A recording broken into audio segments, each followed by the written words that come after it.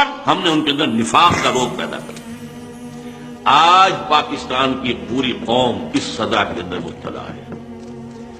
انسان پوری اس وقت دنیا کی منافق ترین قوم پاکستانی قوم ہے۔ اب اس نفاق کی کیا کیا شکلیں ہیں؟ نفاق کے باہمی، اب وہ قوم کہیں نہیں ہے، ڈھونڈ اب اس کو چراغ رخ زیبا لے کر۔ وہ یہ قوم ہوتی تھی، وہ جو 45 46 47 میں قوم، وہ کہاں ہے؟ اب تو قومیتیں ہیں، اب تو عصبیتیں، صوبائی عصبیتیں ہیں۔ اگر قوم ہوتی تو آج تک کالا باغ ڈیم نہ بن چکا ہوتا۔ کس کو معلوم نہیں تھا کہ کس قدر اہم ہے، کتنا ضروری ہے ہماری معیشت کے لیے؟ لیکن نہیں، سندھی کو گوارا نہیں ہے، کوئی پشتون کو گوارا نہیں ہے، ایک قوم ہم نہیں ہے۔ اب قومیت ہے، عصبیت ہے، نسلی ہے، لسانی ہے، مذہبی ہے، تفرقہ مذہبی۔ نمبر 2، اخلاق کا زوال، اس لیے کہ فرمایا حضور نے منافق کی 3 نشانیاں ہیں۔ جب بولے جھوٹ بولے، وعدہ کرے خلاف ورزی کرے، کہیں امین بنایا جائے تو غبن کرے اور خیانت کرے۔ یہ 3 چیزیں ہیں، یارڈ سٹک لے کر ناپ لیجیے اپنے معاشرے کو۔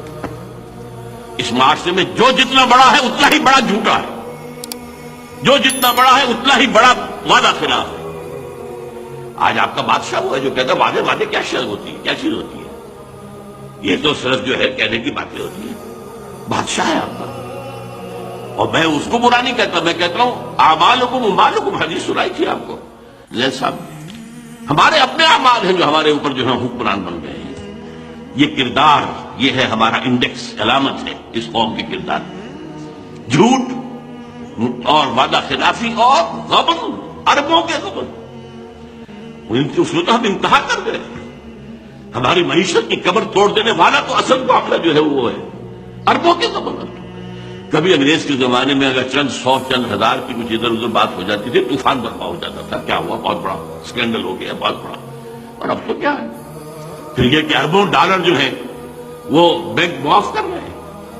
اگر کوئی شخص چند ہزار کا مقروض ہو، عام آدمی، اس کا گھر قرضی کرا دیا جائے گا یا اس کے سامان قرضی کرا دیا جائے گا، اربوں ڈالر معاف ہو رہے ہیں۔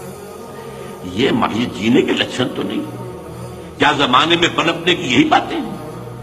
Do you have a right to be a free nation? میرے نزدیک تو نہیں۔ ہمارا جواز تو ختم ہو چکا ہے۔ ہم آئیڈیولوجیکل اسٹیٹ تھے، and from that point of view we are failed state. Ideology وہ کہاں ہے؟ کہیں بھی نہیں ہے۔ ہم تو کسی وطنیت کی بنیاد پر جو قائم نہیں ہوئے تھے، بلکہ وطنیت کی جو نفی کر کے پاکستان بنا تھا۔ ان تازہ خداؤں میں بڑا سب سے وطن ہے، جو پیرہن اس کا ہے وہ مذہب کا کفن